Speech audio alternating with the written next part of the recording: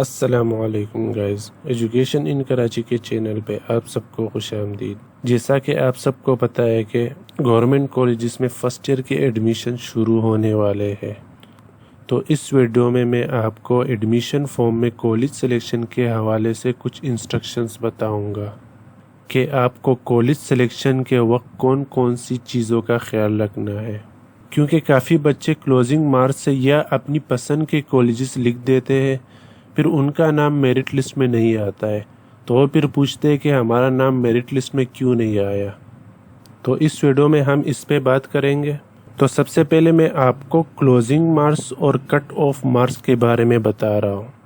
जब एडमिशन शुरू होते हैं तो उसके साथ लास्ट ईयर की क्लोजिंग मार्क्स की लिस्ट भी आती है।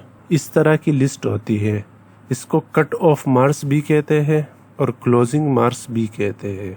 तो ज़्यादातर बच्चे क्या करते हैं, वो मार्क्स देख के अप्लाई कर देते हैं कि ये कॉलेज मेरे मार्क्स से कम मार्क्स पे क्लोज हुआ था, तो वो उस कॉलेज में अप्लाई कर देते हैं कि मेरा एडमिशन इस कॉलेज में हो जाएगा। ऐसा बिल्कुल भी नहीं होता है। अगर कोई कॉलेज लास्ट ईयर 600 मार्क्स पे क्लोज हुआ था, तो लाजमी नहीं है कि वो इस साल भी 600 पे ही क्लोज होगा।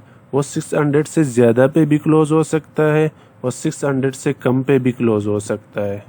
ये जो लिस्ट आती है ये सिर्फ आपके अंदाजे के लिए होती है। इससे आप अंदाज़ा लगा सकते हैं कि आपके किन किन कॉलेज में एडमिशन होने के चांसेस है। इस साल की जो क्लोजिंग मार्क्स की लिस्ट होती है वो एडमिशन के बाद आती है।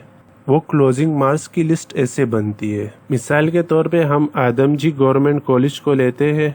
इसमें 200 बच्चों ने अप्लाई किया प्री मेडिकल के लिए, लेकिन इसमें सीट से 100 से ज़्यादा है वैसे, लेकिन ऐसे ही मिसाल लेते हैं हम कि क्लोजिंग मार्क्स कैसे बनते हैं। 200 बच्चे हैं और 100 सीट्स है। अब उन 200 बच्चों की लिस्ट बनेगी टॉप से बॉटम तक। फर्ज करें 200 में से जो टॉप है उसके मार्क्स 1050 है, ये फर्स्ट स्टूडेंट है।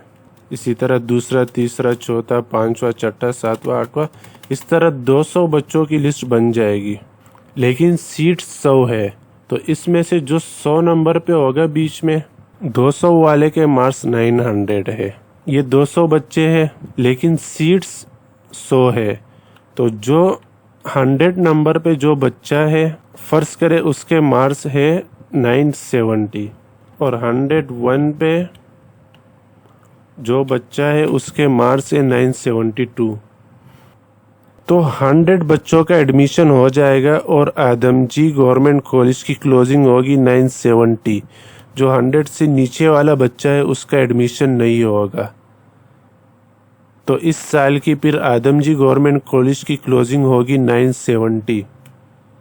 इस तरह क्लोजिंग मार्क्स बनते हैं और इस वजह से पता नहीं लगता है कि इस बार कितने मार्क्स पे क्लोजिंग होगी, क्योंकि इस चीज़ का किसी को भी पता नहीं होता है कि फ़लाँ कॉलेज में कितने बच्चे अप्लाई कर रहे हैं और कितने कितने मार्क्स वाले अप्लाई कर रहे हैं। तो ये आपको कहीं से भी पता नहीं चल सकता है कि इस बार क्लोजिंग मार्क्स कितने होंगे। आप बस लास्ट ईयर के मार्क्स से अंदाज़ा लगा सकते हो कि फ़लाँ कॉलेज में आपके चांसेस है। इसलिए मैंने लास्ट 3 इयर्स की क्लोजिंग लिस्ट बनाई हुई है, जो मैं अपलोड करूँगा, जिससे आपको अंदाज़ा हो जाएगा कि कैसे हर साल की क्लोजिंग में फ़र्क आता है।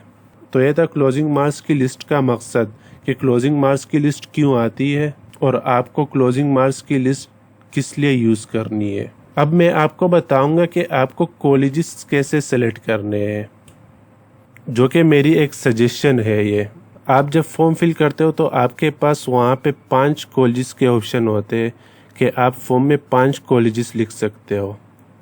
आपका जो फर्स्ट कॉलेज होता है पहले वो देखा जाता है। अगर वो आपके मार्क्स के मुताबिक होगा तो उसमें आपको एडमिशन दे दिया जाएगा।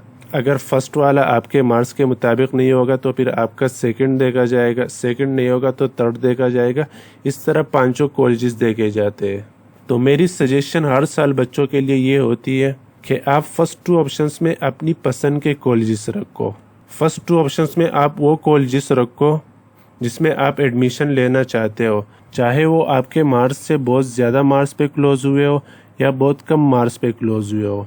ये आप मत देखो, आपका इंटरेस्ट जिस कॉलेज में है फर्स्ट और सेकंड ऑप्शन में आप उसको रखो, क्योंकि जो कॉलेज आपके मार्क्स से बहुत ज़्यादा मार्क्स पे क्लोज हुआ हो उसमें आपके एडमिशन के चांसेस कम होते हैं। फिर भी अगर वो कॉलेज आपके इंटरेस्ट का है तो आप चांस के लिए इसमें लिख सकते हो, क्योंकि मेरिट का कोई भरोसा नहीं, कभी कभी बहुत ज़्यादा भी गिर जाता है। इसलिए फर्स्ट 2 में आप अपने इंटरेस्ट के कॉलेजेस रखो, फिर 3 और 4 में आप ऐसे कॉलेजेस रखो जो आपके मार्क्स के अराउंड पे क्लोज हुए हो, आपके मार्क्स से 10, 15, 20 मार्क्स से ज़्यादा या 10, 15, 20 मार्क्स कम पे क्लोज हुए हो। तो 3 और 4 पे आप ऐसे कॉलेजेस रखो। फिर लास्ट में आप ऐसा कॉलेज रखो जो आपके मार्क्स से कम मार्क्स पे क्लोज हुआ हो, क्योंकि उसके लिए आप पहले से ज़हन बनाओगे कि ये कॉलेज मेरा आ सकता है। अगर आप इसमें भी ज़्यादा मार्क्स वाला कॉलेज लिख दोगे तो आपके 5 कॉलेजेस में एडमिशन के चांसेस कम हो जाते हैं। फिर अगर उस कॉलेज के हिसाब से भी आपके मार्क्स नहीं बन रहे होंगे तो आपका नाम वो अपनी मर्ज़ी से किसी भी कॉलेज में डाल देंगे। तो कॉलेज सिलेक्शन में आप मेरी ये सजेशन ले सकते हो। फर्स्ट 2 में आप अपने इंटरेस्ट के कॉलेज रखो, 3rd और 4th में वो कॉलेजेस लिखो जो आपके मार्क्स के अराउंड पे क्लोज हुए थे लास्ट ईयर, और 5th में फिर ऐसा कॉलेज जो आपके मार्क्स से कम मार्क्स पे क्लोज हुआ हो, क्योंकि आप अपने मार्क्स से ज़्यादा क्लोजिंग मार्क्स वाले कॉलेजेस लिखते हो तो उसमें आपके चांसेस बहुत कम होते हैं। अगर आप ऐसे कॉलेजेस लिखते हो जो आपके मार्क्स के अराउंड पे क्लोज हुए थे तो उसमें आपके 50-50 चांसेस होते हैं, और अगर आप ऐसे कॉलेजेस लिखते हो जो आपके मार्क्स से कम मार्क्स पे क्लोज हुए थे तो उसमें आपके 70, 80, 90% चांसेस होते हैं। हो सकता है इस साल के फॉर्म में 10 कॉलेजेस का ऑप्शन हो, जैसा लास्ट ईयर था। लास्ट ईयर से पहले 5 कॉलेज के ऑप्शन होते थे, लास्ट ईयर 10 कॉलेजेस का था। इस बार भी शायद 10 कॉलेजेस का हो। तो आप ऐसे भी कर सकते हो कि आप शुरू के 5 कॉलेजेस अपने पसंद के लिखो, ये मत देखो कि फलां कॉलेज कितने पे क्लोज हुआ था, बस जो आपका पसंद का कॉलेज है शुरू के 5 में वो लिख देना। फिर 3 ऐसे कॉलेजेस लिखना जो आपके मार्क्स के अराउंड पे क्लोज हुए थे, और फिर लास्ट में 2 कॉलेजेस ऐसे लिखना जो आपके मार्क्स से कम मार्क्स पे क्लोज हुए थे। तो अगर 10 कॉलेजेस का ऑप्शन होगा फॉर्म में तो आप इस तरह 10 कॉलेजेस लिख सकते हो। तो ये थी कॉलेज सिलेक्शन के हवाले से कुछ इंस्ट्रक्शंस।